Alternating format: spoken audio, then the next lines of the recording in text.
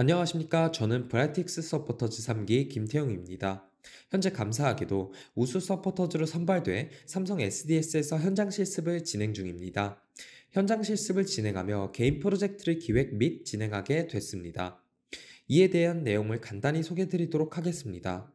제가 선정한 주제는 현재 화면에서 보시는 것과 같이 재난 관련된 트윗들을 활용해 텍스트 마이닝 그리고 라이브 베이지 분류기를 제작하여 해당 트윗이 재난과 관련된 트윗인가 아닌가를 판별하는 것입니다.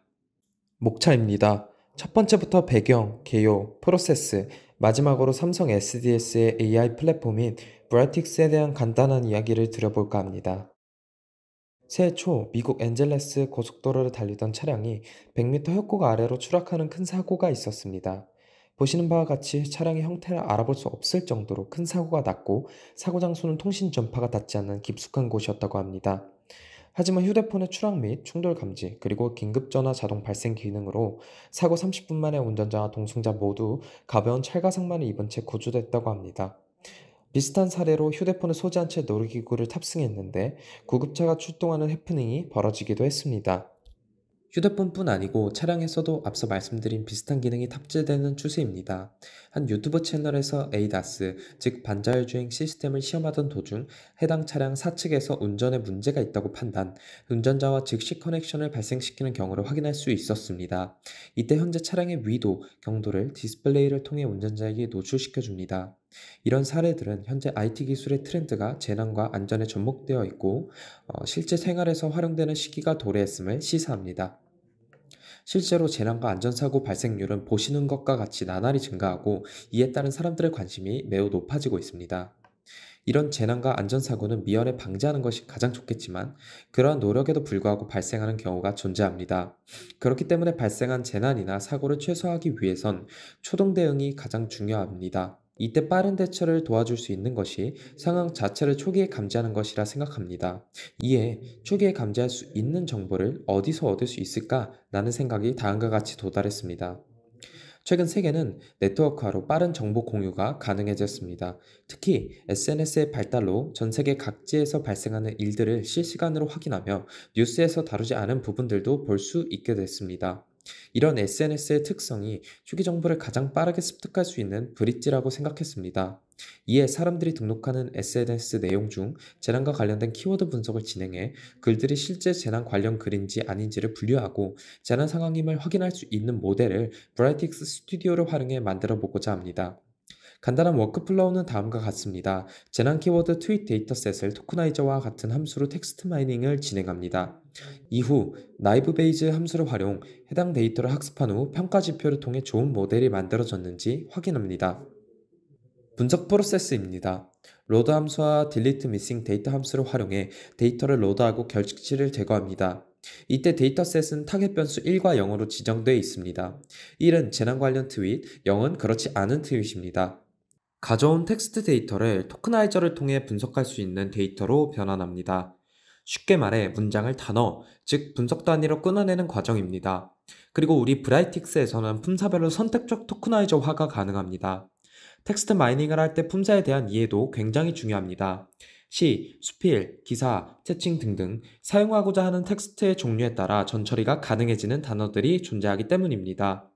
다음으로 스탑 워드 리무버 함수를 사용해 불용어 제거를 진행했습니다. 불용어는 왼쪽에 보이시는 리스트와 같이 토큰화된 단어들 중 분석이 필요하지 않은 의미 불명의 단어들을 말합니다. 예시로 화면에 올리와 같은 불용어가 제거된 모습을 확인하실 수 있습니다. 텍스트 마이닝 마지막 과정입니다. 해당 과정은 텍스트 기반의 데이터를 알고리즘에 적용하기 위해 행렬 형식으로 변환하는 과정입니다. 첫 번째로 백오브 워드 함수를 사용했습니다. 해당 함수에서는 설정한 최소 개수 이상, 최대 비율 이하의 단어들을 빈도수 기반으로 표현해주는 함수입니다. 단어가 너무 많거나 한두 개 있는 것은 학습에 큰 도움이 되지 않기 때문에 데이터 크기에 따라 조절을 해줘야만 합니다. 두 번째로 텀 도큐멘트 매트릭스 함수는 데이터의 단어들을 행렬 형식으로 표현해주며 이를 라벨, 즉 타겟 변수에 대응시키기 위해 세 번째로 바인드 로우 컬럼을 사용했습니다. 다음으로 모델링입니다. 첫 번째로 학습시킬 데이터를 트레인 테스트 8대2 비율로 나눈 후 결측치 제거를 다시 한번 실행합니다. 그리고 두 번째, 나이브 베이즈 모델을 사용, 훈련 및 예측을 진행했습니다. 마지막으로 세 번째로 평가를 통해 성능이 좋은지 확인했습니다. 결론적으로 제작한 해당 모델을 통해 재난 관련 트윗인지 아닌지를 분류해낼 수 있게 됩니다. 알고리즘과 성능 평가 지표에 대한 자세한 내용은 뒷장에서 다루도록 하겠습니다. 나이브 베이지 분류를 알아보기 전 조건부 확률을 먼저 짚고 넘어가겠습니다. 조건부 확률이란 어떤 사건이 일어날 때 다른 사건이 일어날 확률을 일컫습니다. 그리고 PA, PB, PB 바 A를 알고 있다면 아래 보이시는 베이지 정리 PA 바 B를 쉽게 구할 수 있습니다. 이를 해당 프로젝트에 대입해 본다면 입력 텍스트가 있을 때 재난 트윗일 확률, 재난 트윗이 아닐 확률을 구해 분류를 하는 것이죠. 나이브 베이지 분류는 해당 개념을 기반으로 하는 방법론으로 데이터가 각 클래스에 속할 특정 확률을 계산하는 조건부 확률 기반의 기계학습 분류입니다. 이러한 나이브 베이지 분류 모델은 타 모델에 비해 매우 간단하고 빠르며 효율적으로 데이터를 처리하고 예측값을 쉽게 추정할 수 있습니다. 오른쪽 활용 예시를 보시면 여러분들께서 오랫동안 사용해 오시던 스팸 메일 필터링에 사용되는 모델임을 확인하실 수 있습니다. 이외에도 네트워크 상태 파악, 의학적 질병 진단에도 사용됩니다. 이때 예시들은 모두 0과 1을 분류하는 이진 분류로 해당 프로젝트의 재난인지 아닌지 이진 분류에 또한 알맞다는 것을 파악할 수 있습니다. 다음으로 모델링을 통해 나온 예측값의 평가 지표를 확인해 보겠습니다. 우선 컨퓨전 매트릭스입니다. 현재 페이지에서 왼쪽 아래 색이 들어간 박스를 주목해 주시기 바랍니다. 오른쪽 초록 박스는 true positive로 실제 재난 상황인 트윗을 재난 상황이 맞다고 예측한 횟수이고, 왼쪽 빨간 박스는 false negative로 재난 상황인 트윗인데 아니다라고 예측한 횟수입니다. 해당 내용을 잘 기억해 주시기 바라며 편의상 각각 TP, FN으로 축약하겠습니다. 해당 프로젝트의 결과가 심각한 오류를 낳는 경우가 한 가지 존재합니다. 바로 실제 재난 상황인데 재난 상황이 아니다라고 예측하는 것입니다. 프로젝트 목적을 생각해 봤을 때 빠른 감지가 중요하기 때문에 오히려 아닌데 맞다라 예측하는 것은 덜 치명적입니다. FN은 제1종 오류이자 알파 오류라는 것을 먼저 정의하겠습니다. 그리고 평가 지표는 오른쪽 아래 표를 보시면 세 가지, 정밀도의 프리시즌, 재현율의 리콜, 마지막 이 둘의 조합 평균인 F1 스코어가 존재하는 것을 확인하실 수 있습니다. 그렇다면 어떤 지표를 확인하며 모델링을 진행해야 심각한 오류를 범하지 않을까요? 네, 그렇습니다. 바로 리콜입니다. FN이 존재하는 평가 지표식은 리콜입니다. 위식에 따르면 FN 값 증가 시 리콜이 감소하는 것을 알 수 있습니다. FN이 높다는 것, 제1종 오류를 범하는 것은 심각한 오류로 해당하는 것을 앞서 말씀드렸습니다. 그렇기 때문에 FN 값이 최대한 감소하는 리콜 값을 보여준 모델을 선택했습니다.